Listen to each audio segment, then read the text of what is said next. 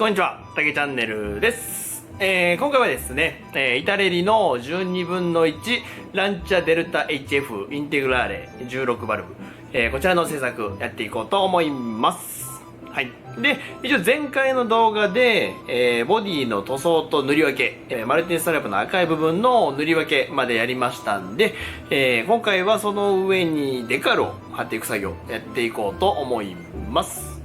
はい。で、ちょっとね、途中、やらかしたとこもあるんで、その辺の注意点とかも説明していきますんで、よろしければ最後までご覧ください。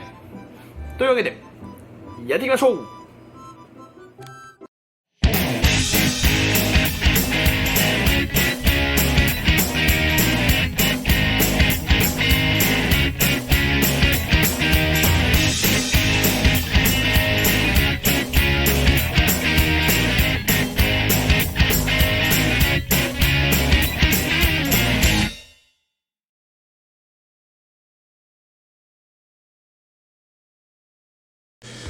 はい、それでは作業をやっていきましょう。で、ちょっと収録外で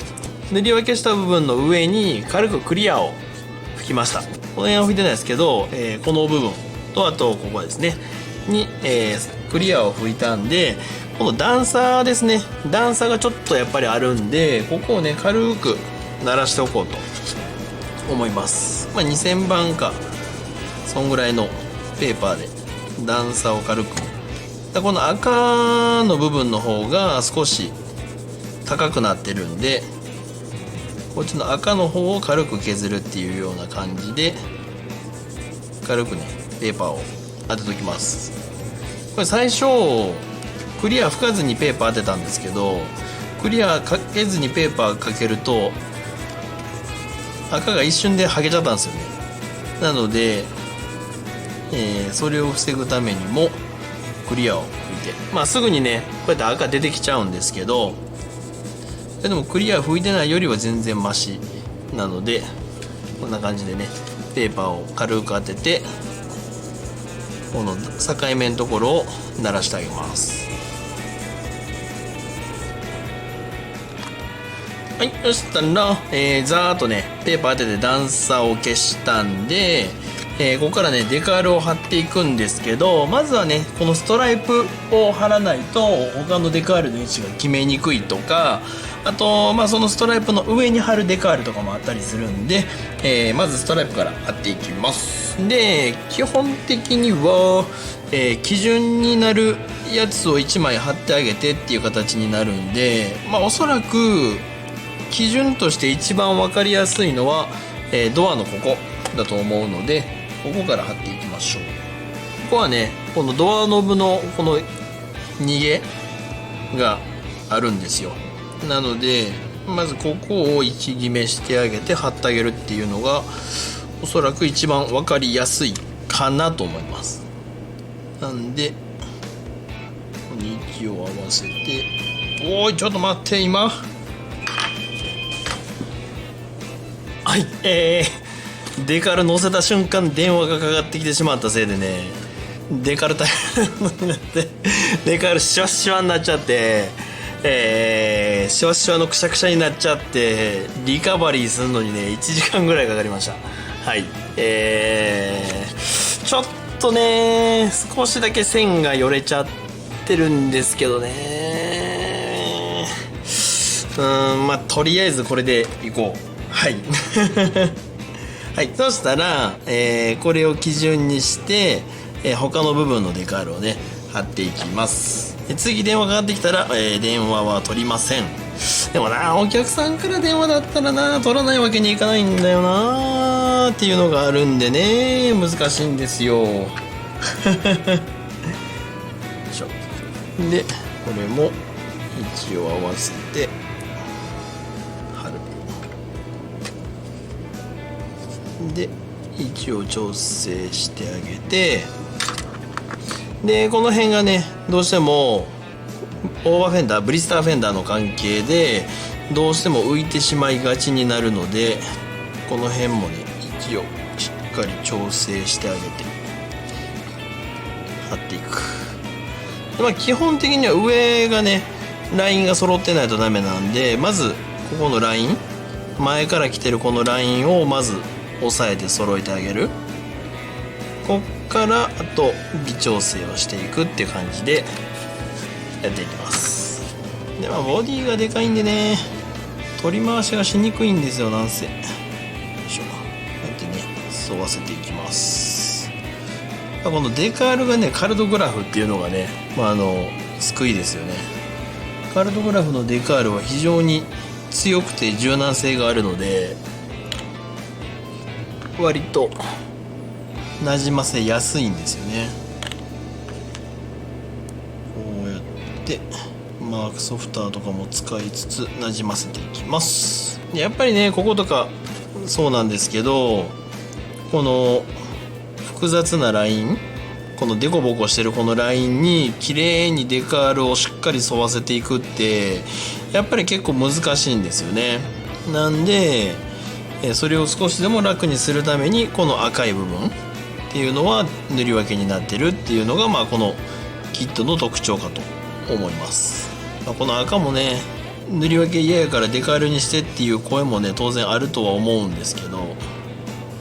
ここは本当よし悪しですよね。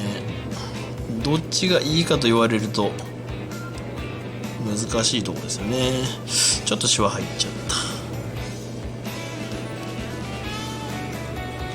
ここちょっとね削りが少し甘くて、こうやってね塗り分けの段差がねデカールの上にこうやって出てきちゃうんですよ。これがね後々、クリア拭いて中研ぎとかしてる時とかに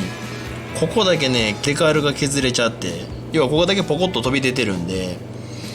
ここだけねデカールを削っちゃって、中研ぎの時にで下地の色が出ちゃって、でこのデカールのこの色に合わせてタッチアップするのがね非常に困難だったりするんですよっていうのがあるんで、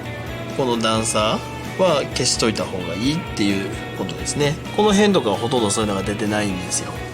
ほらこうやってねここだけ出ちゃってるんですよね。これ気をつけましょう。はい、そしたらねこんな感じで他のデカールガシガシ貼っていきましょう。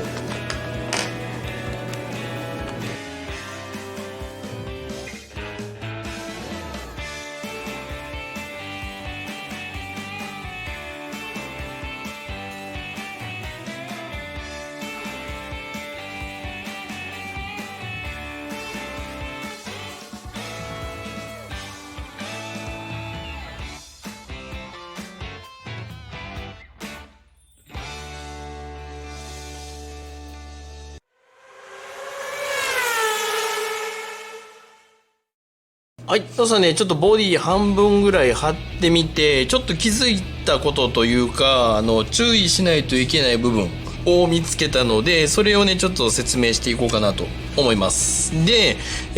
注意しないといけない部分っていうのがこのデカール、カルトグラフ製なんですよね。イタリアのキットなんでカルトグラフ製のデカールがついてるんですけど、ちょっとねいつものカルトグラフと少し貼った時の感じが違うんですよね。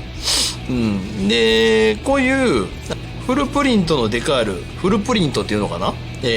こういうもう全面に印刷が入ってるタイプのデカール、これに関しては、今までのデカールとそんなに変わらないっていう感じなんですけど、こういう、透明なフィルムに字だけが入ってるっていうようなデカール、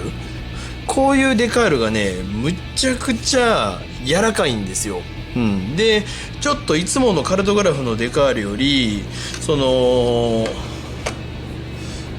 薬品に対するその軟化剤に対する耐性がちょっと弱いような気がします。あくまで僕がこう半分貼っていく中で思ったことっていう話ではあるんですけど、そんな感じがあるんでちょっと気をつけて貼らないとえらい目になります。はい、ここまでやるのに4枚デカール失敗しました。4枚デカール失敗して、そのうち3枚はリカバリーできたんですけど、1枚はねもうリカバリーできなかったんで、もうちょっとね、注文して取り寄せるっていう方法しかないかなと思います。ここに残骸がおるなこれね